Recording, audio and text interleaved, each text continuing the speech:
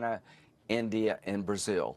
If you keep buying cheap Russian oil to allow this war to continue, we're going to tariff the hell out of you, and we're going to crush your economy, because what you're doing is blood money. You're buying cheap Russian oil at the expense of the world, and President Trump is tired of this game. If I were President Putin, I would get to the table soon, because he's about to get crushed. Blunt and plain spoken as ever. The threats coming from Lindsey Graham and his friend Blumenthal. Your take on that? I wish I didn't have to have a take on that, Nima, because Lindsey Graham is not even a human being. He qualifies as a sub-zoology character. He is beyond disgusting and repellent, paid by his masters for decades. And that's the problem. When a stupid, imbecile American senator opens his mouth, you have repercussions all over the world. This is the problem. When you have a senator from Bangladesh or Brazil opening his mouth, nothing happens. Even if it is in English, which usually it's not. But these imbeciles in Washington, they open their mouths, and it's all over the planet in a flash. And we have to contend with that, even when we know that whatever he says, he doesn't even know how to think. Lindsey Graham is worse than John McCain, just to give you an idea. And I follow these assholes when I lived in Washington on an everyday basis. The point is much, much, much bigger. The war against BRICS now is getting to the next level. This is something we had been discussing for quite a while, writing about it, debating among us, our small group of analysts. And we knew that sooner or later we'll go to the next level. And in some cases, hot, like it did with Iran, like practically a declaration of war, that the Iranians, of course, as you know very well, Nima, Persians and Iranians, they think very long-term, historically minded. So they calibrated their response, or in the case of the attack by the US, they did not respond, because then it would be all-out war. It's not in the interests of Iran of doing that. In the case of Russia, of course, the circus ringmaster and the people around him, his donors, the real people running the show, the American ruling classes, they found out, of course, they found out what they already knew, that you cannot make Russia bend over, whatever you do. So they're back to threats once again. This stupid threat of 50 days, 100% tariffs, 500% tariffs, 1,000,000% tariffs. Nobody pays attention to this stupidity anymore. But it's the language of threats, bluster, of course, all mixed with hubris all the time. And the Russians, as you know very well, and our audience knows very well, they are realists. They look at facts, facts on the ground, geopolitical facts, geoeconomic facts, actual threats, physical threats against the Russian Federation. For instance, this past weekend, there were a swarm of drones launched against Moscow. Sheremetyevo Airport had, long interruptions. So this is something that the Russian population, especially Moscow, where the war is so far away from Moscow, something we always discuss. The war is at least 1,200 kilometers away from Moscow. It's too far away. But when you have drones thrown against Russia and paralyzing Sheremetyevo Airport, that's another story. So if this continues, there will have to be a much harsher response from Russia. This is what many of us are characterizing as the Oreshnik moment. We're not there yet, but we're getting closer and closer to it. For the moment, we are at the expansion of the Russian offensive moment. which can last for a few weeks, a few months, can bring the whole Ukrainian front to collapse within the next few months. But at the same time, we have this pressure from the discombobulated American system around Trump. I wouldn't say that Trump himself has already realized that, because he's not an analytical character. He's not a strategist. He's not an analytical character. He doesn't read. He doesn't listen to anybody. He only listens to 3-word mantras and all that. But he knows that the 50-day deadline is a non-starter with Russia. Russia never makes decisions under pressure, never, especially Putin. And the fact that within the next few weeks, the Russian advance will continue and even increase in pace. That the Russians are looking at the big picture in terms of not only Ukraine, but the opening up of new fronts against Russia. And that starts with Azerbaijan, where that ghastly Aliyev is playing a really hardcore double game, and everybody in positions of power in Moscow, they know that. MI6 indoctrinating more and more people all across Central Asia. That new Iron Curtain in the Baltic, the three Chihuahuas, Poland and Finland, trying to, in their own dreams, transform the Baltic into a NATO sea and isolate Russia, especially St. Petersburg, which obviously will be a no-go. But for the moment, they still think this could happen. And of course, the Black Sea, where now we have surveillance NATO planes flying all across and all over Crimea on a daily basis. So they're up to something in Crimea. There's no question about that. And if that happens this summer, then we'll be approaching the Oreshnik moment, right? So Nima, it's getting hotter by the day. So in China, Trump was forced to back down. He knew from the beginning that this was a no-go, considering the response by the Chinese already in, when was it? April. I was there when I was in Shanghai in April, for instance. I could follow the Chinese response live from Shanghai. And we could tell, and talking to our Chinese friends, we could tell that China is not the China of 10, 15, 20 years ago. Now they are self-confident enough to tell the Americans, oh yeah, bring it on. We're waiting for you. We don't care. Bring everything you have. Throw everything you have against us. And what happened the past few days? The so-called authorization by the Trump system to NVIDIA to sell H20 chips to China. What does that mean, essentially? Means that NVIDIA has zillions of chips that they need to sell by all means necessary, and the only market that can absorb these chips is China. Does China need these chips? No, they don't. Why? Because Huawei is already at the next level. So, you know, the Huawei chips and graphics plaques and whatever that are coming out, will be coming out in the next few weeks and months. That's where the Chinese market is going. Jensen Huang from NVIDIA, he knows that, but he still needs to sell these chips. So obviously he pressured the Trump system, look, do something. I need to sell these chips, otherwise I'm going down. I have this huge inventory. I need to get rid of these chips. And why this happened in the first place, Nima?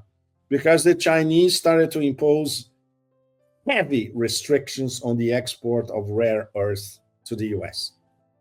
And then you hit where it hurts. You hit the American auto industry and you hit the American aerospatial industry. That's it. So this is and that's the difference between Russia and China and Brazil, Nima. We're getting there. We're getting to Brazil. Russia is a military nuclear superpower. You don't mess with that. There will always be responses, and responses on the terrain. China is an economic superpower. You don't mess with that. The responses are geoeconomic and in trade and in exports. And the fact that China can export to anywhere they want. They don't need the American market. Brazil is a much more complicated situation because now Brazil is under all-out trade geoeconomic war. So it will depend, and it's not Lula per se, of course, it's Lula's decisions, but the Lula government. And I think you and a great deal of our audience know very well some of these people who are in positions of power in the Lula government, and they are not exactly Einsteins, are they? So that's the problem. That's the huge problem. So Brazil now is facing an existential threat. To put it on a BRICS context, Russia, China, and Iran figured out these past, I would say, three months especially, that they are facing an existential threat individually and as BRICS members vis-a-vis the empire. And now Brazil is part of this group. India is different because India, and this is something that was heavily discussed on the sidelines of the BRICS summit in Rio, they still don't know where they are and they still don't know where they're going. And they're still hedging their bets. Brazil, to a certain extent, the Brazilian ruling classes, they don't even hedge their bets. They are Atlanticists, and many of them are fifth columnists, straight out.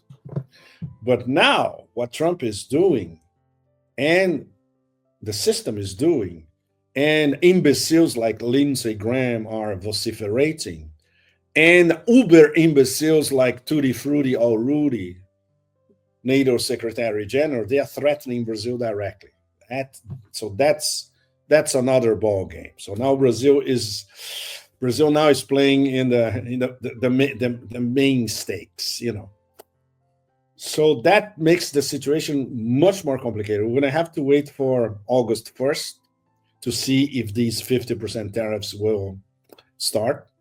The Brazilian response, which under reciprocity law would be 50% back on American products, and what the Brazilians have already started, at least, they are receiving inquiries from especially Africa and Asia, new potential customers to these products that Brazil exports and everybody wants. Coffee, steel, iron, planes, plane parts, you name it, soya. So that's where we are at the moment. We are definitely on the next level of the not so hybrid and now in many aspects hot war against the BRICS. Pepe, for the case of Brazil, we know that Donald Trump is asking for something that is not in the hand of the president of Brazil. Yes. He has no power on the things that Donald Trump is asking for. And for the case of Bolsonaro, all of these things. Of course. Does he know about that, in your opinion? Who? Trump? Trump. Of course not, Nima. Trump doesn't know anything about foreign policy anywhere in the global south. He still doesn't know what BRICS is. Can I give you probably the best quote of these past few days? I'm going to quote Trump verbatim. Starting now. When I heard about this group from BRICS, so it's a group from BRICS, it's not the BRICS group. 6 countries basically. So he doesn't even know how many are BRICS and BRICS partners. I hit them very hard. And if they ever really form in a meaningful way, so according to Trump, BRICS is not even formed. It will end very quickly, I'll tell you. They won't be gone very long. I don't think they'll even do it. Do it means, in his mind, in his mind, the only thing that registers is this group of 6 or whatever, unformed, blah, blah, blah, is de-dollarizing, and this is anti-American. This is the only thing that registers in Trump's mind. I don't think they'll even do it. They're virtually afraid to me. And he didn't even construct the phrase correctly. It would be, they're virtually afraid of me. He said, they're virtually afraid to me. So to him, personally, all of the BRICS are afraid. So this is how he sees. It's very telling because as much as it's horribly constructed, a 5-year-old will construct this train of thought better than Trump. But it's all there. It proves that he has absolutely no clue what BRICS is all about. And the only thing that registers in his mind is that they are trying to de-dollarize. So they are anti-American. So I have to hit them hard. That's it. You know, it's what's so tragic.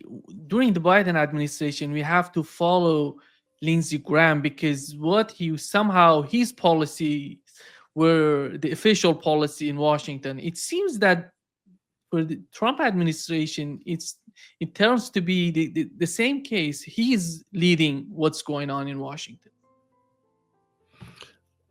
You know, I mean, we're talking about domestic politics right now. And, you know, there's a tremendous amount of anti-Russian sentiment in the United States, and it's politically easy to beat up on Vladimir Putin in Russia. But we're also, you have to understand that Lindsey Graham and I think it was Blumenthal, the senator from Connecticut, you know, were posturing for 500% tariffs to be placed on these nations, India, Russia, Brazil, and to be done immediately. I mean, you know, Lindsey Graham went and you know, sat with Zelensky and the Ukrainian government to work this out. And yet what the president has done is said, you know, pass your bill, but you have to give me complete control over this. I get to determine when, how much, and how to lift it. Congress has no say in this. So all Lindsey Graham did is create a talking point. There's no real policy here, none that obligates the president to do anything. The president has said he's going to wait 50 days and give Russia the time to reconsider its actions.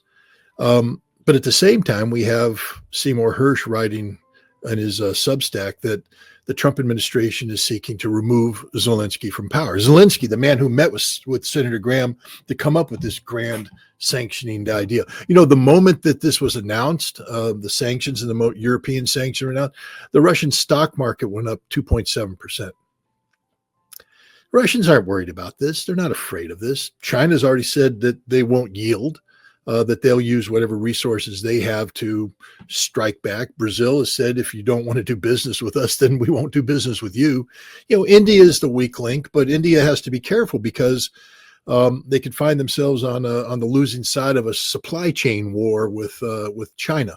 And that would crush the Indian economy. The United States isn't willing to step up right now and bail India out of any economic problems it gets into because it blindly follows American diktat. So, you know, there's no guarantee that India will do this, but there's also no guarantee that Trump's going to do this. Lindsey Graham doesn't have any decision-making capabilities. He is one senator in a United States Senate that has already punted to this president.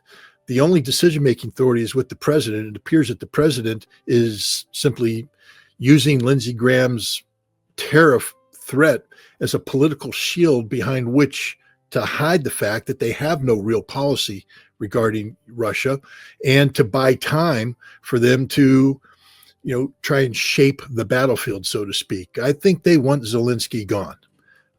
They need him removed, and they want to replace him with somebody that, you know, might be able to make the concessions necessary to get the Russians to the negotiating table. Zelensky's afraid of this. Look at, all of a sudden, Zelensky wants to talk to Russia now. I'm the guy that can talk to Russia. Russia won't talk to him. Zelensky's history. I don't think Zelensky is going to be the guy, but that's a different, you know, different issue altogether. But, you know, you're talking about these sanctions and the threat of sanctions. This is just Lindsey Graham being Lindsey Graham, the world's dumbest man when it comes to all things Russia. Seymour Hersh believes that, you know, Zelensky will, you know, either be thrown into exile or be compelled to leave internally or externally. But then there's, the question of what comes after that. There may be a period of uncertainty, and the Poles, may have an understanding that this could lead to some sort of civil breakdown and maybe civil conflict, and they're asking their citizens to leave.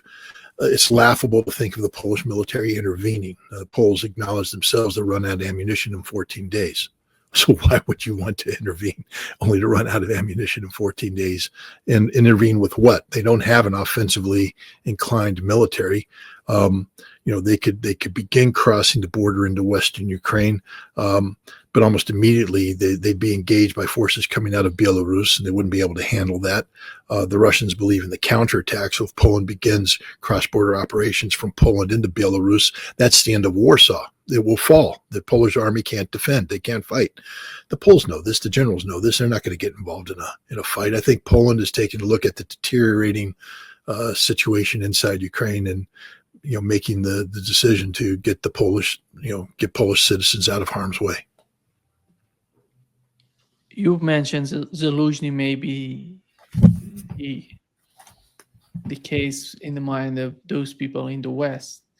We know Zelensky we were talking actually, I was asking you before, I think 6 months ago, if Zelensky would be the case, because it seems that the British government, the British intelligence, they've been preparing him for this position. Is that going to be acceptable for the case of Ukraine? And who's going to guarantee that he's going to be a better option for Ukraine and he's going to change anything in Ukraine? Look, the British and the Americans and NATO continue to operate as if they matter, as if, their opinion counts when it comes to the future of Ukraine. Russia's sort of on record that it doesn't matter. It doesn't count. Russia alone will pick the future leader of Ukraine.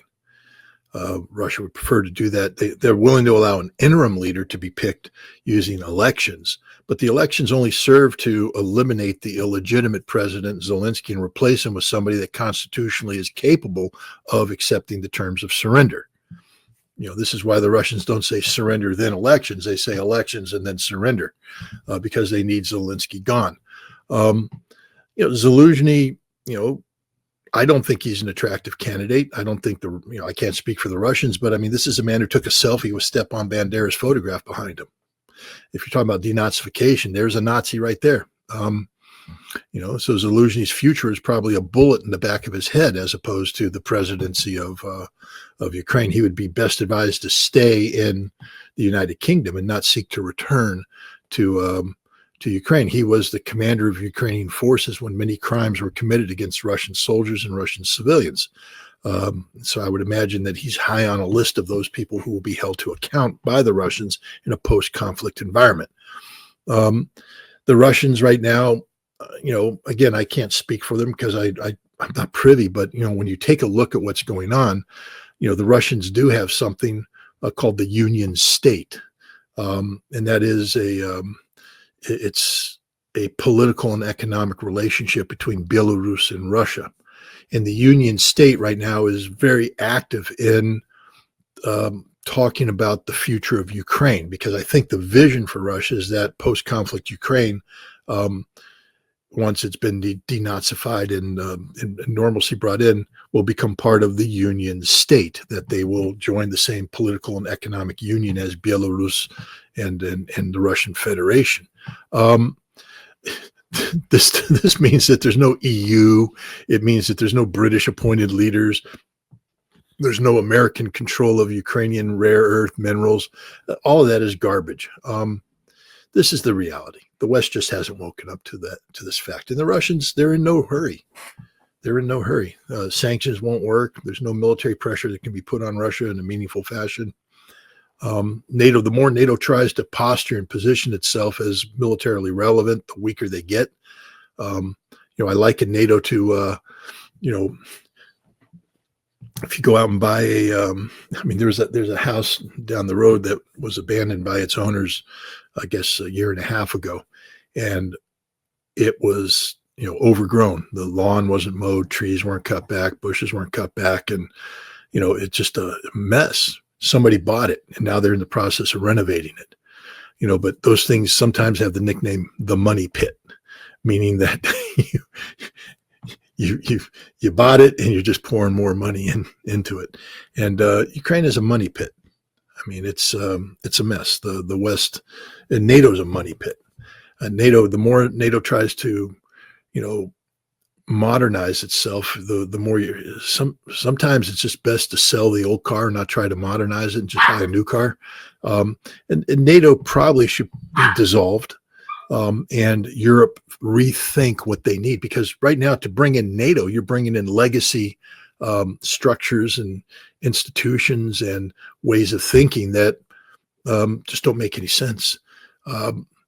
Europe needs to think about European defense, not becoming a continuing this 1990s, early 2000s fantasy of being a springboard of American hegemonistic imperialism. And NATO's problematic across the board, and I don't think Russia has anything to worry about from NATO.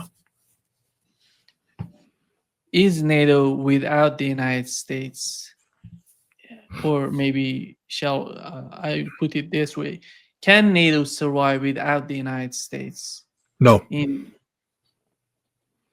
Is it just militarily or politically there cannot survive as well? Both. Without the United States, NATO will fracture into, at a minimum, two different schools of thought, more likely three different schools of thought. You'll have the big power school of thought, the British, the French, and the Germans, thinking that they can dictate the future of NATO. Italy would like to be a member of that club, but it won't. So Italy instead become the leader of the other Western aligned powers: France, Portugal, Italy, etc. Belgium, Netherlands, Denmark. These will be people that will be trying to prevent the French, the Germans, and the British dictating things. But then there's the Eastern Bloc nations, plus the two new nations, Finland and Sweden, which consider themselves to be frontline states, and they'll have their own position. And the West isn't willing to back up the East. They're not going to let the East dictate terms of coexistence, meaning the East says we have to be positioned to go to war against Russia. The West, I think, will say, well, no, we need to be positioned to defend ourselves, and we'll plan accordingly. So you'll have three different schools of thought in NATO splitting apart, unless you have Daddy there. I mean, here's where Mark Rutte was correct. Daddy has to come in and bap, bap, bap, line up. This is what we're going to do. Without America, NATO just falls apart, and NATO can't afford it. They can't sustain it. There'll be no discipline. There'll be nothing. Just a bunch of bickering children. That's the future of NATO, which is why, as I said before, it's probably best just to get rid of NATO, kick the United States out of Europe, and deal with European security issues on their own. You mean that the security issues would be the pact, that the kind of that they had between the United Kingdom and Germany, a military pact between two countries, three countries among them, or something like that? They're going to make some sort of bilateral and trilateral accords between the countries in Europe, or how does that work for them? That would be suicidal, because now what you've done is made the haves and the have-nots in Europe. I think if they're going to succeed, they need to have a European Union defense agreement. But the problem is the European Union itself is not viable. It's falling apart.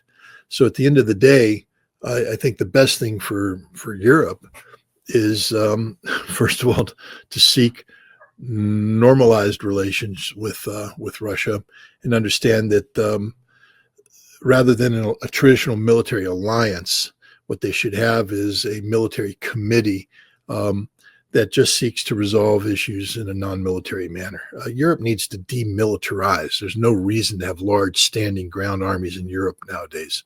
What's the purpose? Are they going to invade Africa? Are they going to invade the Middle East? Do they really want to go to war against Russia? What's the purpose of a large ground army? What will happen if Europe has large ground armies? That Europe will go to war against Europe. You'll get these smaller organizations. And you'll see, I mean, you already see it happening right now where Croatia, Albania, and Kosovo are coming together with a military alliance, and they're being countered by Serbia, Hungary, and Slovakia. You know, these are mini NATO alliances within the NATO alliance, each of which incorporate non-NATO membership. And they're doing this because they fear one another and the potential of war. So this is the future of NATO. NATO will break up into different blocks. And then they'll go to war against each other. So Europe's best bet is to start taking the military out of European consideration. You don't need to have a large defense industry. You know, what you need to have is a viable civilian industry that keeps people gainfully employed, then use your collective economic strength as a way of engendering prosperity, peace, etc., especially with Russia, which really doesn't want to have a large standing army itself, would prefer to have a smaller army and spend more time focusing on, you know, the things that are important to them. So we'll see. I just think Europe's in a lot of trouble right now, a very dysfunctional continent. Scott, when I look at the European Union, it seems that what has happened to Europe in the aftermath of creation of this union and how the United States was playing a role in the whole situation there, it somehow didn't let them to grow up.